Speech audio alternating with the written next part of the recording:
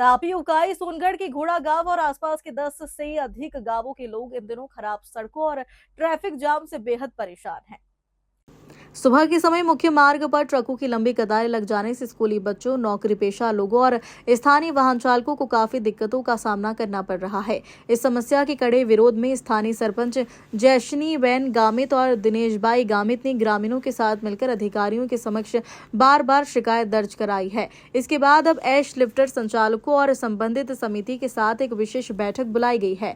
इस बैठक में पौंड ऐश ले जाने वाले ट्रकों की संख्या को नियंत्रित करने और ट्रैफिक व्यवस्था को दुरुस्त करने पर अहम फैसला लिया जाएगा, जिससे ग्रामीणों को राहत मिल सके। હું દિનેશભાઈ છોટુભાઈ ગામિત, વાગદા ગ્રામ પંચાયત સરપંચ।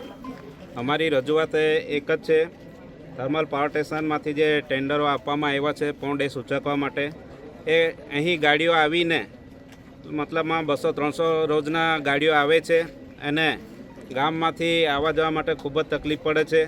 અહીં રસ્તા પર એક કાંટો બનાવવામાં આવ્યો છે GSL તરફથી।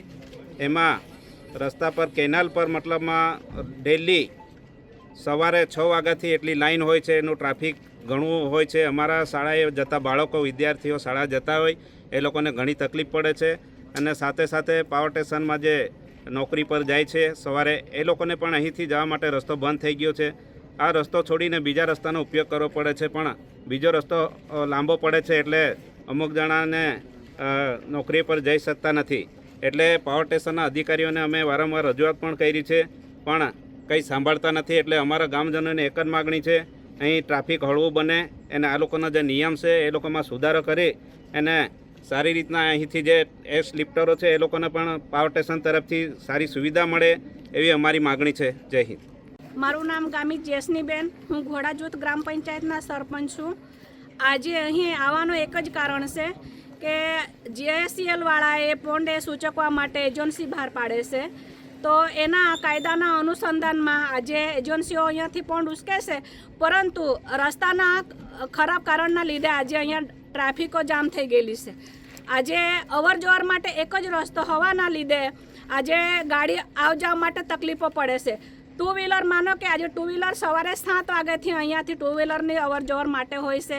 મારી જૂથ પંચાયતની અંદરમાં JK કંપની અને થર્મલ કંપની આવેલી છે, એમાં સવારે માણસો નોકરીએ જતા હોય તે સમયમાં આ રસ્તો આખો બ્લોક હોવાથી આ લોકોને તકલીફો પડે છે। 10 ગામો જેટલા 10 ગામોથી વધારે પણ ગામોના લોકોએ નોકરી કરવા જાય છે, પરંતુ અહીંયા તકલીફો પડે છે। તો આવતા જતા કોઈ લોકોને માનો કે કોઈ એક્સિડન્ટ ખતરો થયો તો એની જિમ્મેદારી કોણ લેશે? GSL લેશે કે પછી એજન્સી લેશે? કારણ કે GSL કાયદેથી વેચાણ કરે છે પોંડેસ, એટલે એજન્સી લે છે। અને બીજું કે આટલી બધી ગાડી મોકલે એટલે મંગાવે છે કે એના લીધે આજે આખો રસ્તો બ્લોક થાય છે।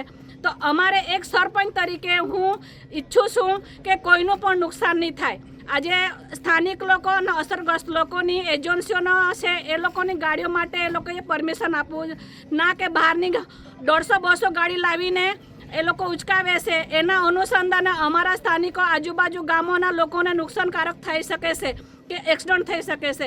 એના અનુસંધાનમાં હું એક સંસ્થાને નિવેદન આપું છું કે આવી રીતે નહીં થવું જોઈએ અને અધિકારીઓનો પણ સાથ સહકાર હોવો જોઈએ। હું સવારથી અધિકારીઓને ફોન કરું છું, પરંતુ અહીંયા સ્થળ પર આવતા નથી।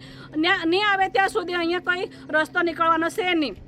અને બીજું કે આજે અહીંયા એક્સિડન્ટ થશે તો એની જવાબદારી એજન્સીઓ તો નહીં લેશે, કારણ કે સંસ્થા વેચે છે અને એજન્સી લે છે, તો તમામ જવાબદારી હોય છે એજન્સીની અરે GSLની કે રસ્તો પણ બનાવી આપવામાં આવે અને ખાડા ખબચા હોય એ પણ પૂરણ કરવામાં આવે। એવી હું એક અધિકારીઓને સૂચના આપું છું કે ગામના કોઈનું નુકસાન નહીં થાય અને હું એ લોકોને જાણ કરવા માગું છું। અને એના અનુસંધાનમાં કોઈ પણ કંઈ તકલીફ પડે મૂકે તો તમામ જવાબદારી GSLની રહેશે।